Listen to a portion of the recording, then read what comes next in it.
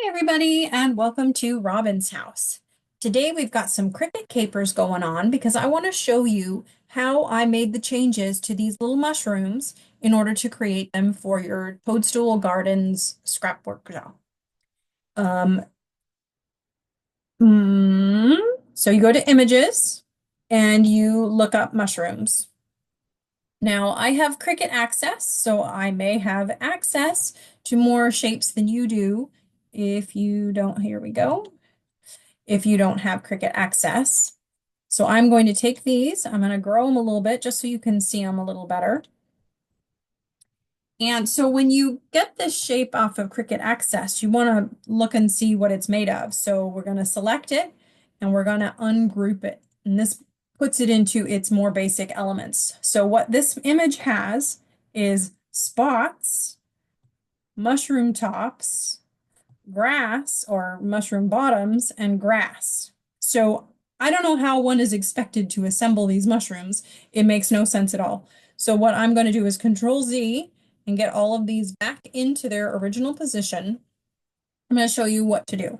So first thing I'm going to do is take my spots, put the Shift key, and take the mushroom tops. I'm going to copy these, Control C, and paste them, Control V, because I don't want to harm that original image. I want to be able to make my changes without hurting it, so I can go back if I do something wrong. So the main thing we want to do is we want to make those spots not be spots. We want to make them empty holes. So I'm going to select those two layers. I'm going to select these two layers, and I'm going to go down to the slice button. Now the slice button took your original spots, made new spots where they lived, and created holes instead of nothing. So I no longer want these spots at all, so I'm going to delete them. Now, I want to layer behind this a solid layer so that it creates those white spots. There's two ways to get those spots. One is to take this mushroom tops, Control C, Control V, copy and paste it, and turn it white. Sometimes if you threw away your original image or you can't find it, another way to get these spots is to take this image, Control C, Control V. We're going to turn it white just to make it clear. You can go to the contour button, and after you go through the 7 mushrooms, you can unselect, look at those spots moving away from that big mushroom. It's skipping all over the place. Here we go. And then I'm going to exit out. And you can see that those top 2 mushrooms now no longer have any holes in them. So that's the 2 ways that you can complete to get a solid image back again. So we're going to move this one up to here. I'm going to send it to the back, arrange, send to back, and I'm going to not grab it off of there. I'm going to grab these 2 images together and I'm going to group them. So I ungrouped, now I'm grouping them back. Now these 2 will stay connected through all of this. Now we also know we no longer need those spots. We also know that we're going to need some grass. So Control C, Control V. We've got some grass now. And the grass needs to turn green.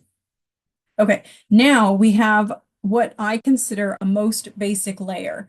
We have the shape of the mushroom, we have the mushroom stems, and we have the grass. So what I'm going to do is I'm going to highlight all 3 of these color layers, and I'm going to combine them. I'm going to unite them into one image,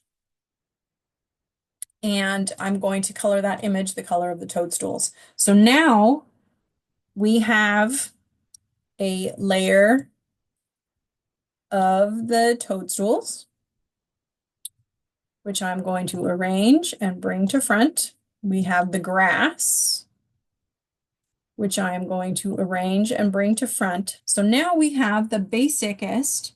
It is now 4 layers, the red, the white, the brown, and the green, and all of them can attach themselves to that brown layer. So it will be much easier to assemble now. Now, say for pretend you don't want each of those colors to be the same.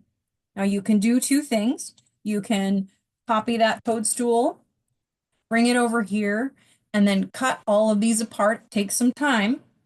However, I knew I wanted many of these items. So what I did was I just copied the entire image, which if you didn't already, it should be grouped so it stays the way it is. I copied the image 5 times, and each color, I went to the toadstools and I changed the colors only of the tops to a new color. So that way, when you print all 5 of those sections, all you have to do is flip-flop the tops around, and you don't have to go through and individually separate each of these mushroom tops. Way, way easier, since you wanted more anyway. So anyway, that is my quick little tutorial on how to create some fun little mushrooms. So thank you so much for watching. I hope you learned some new things. Happy crafting!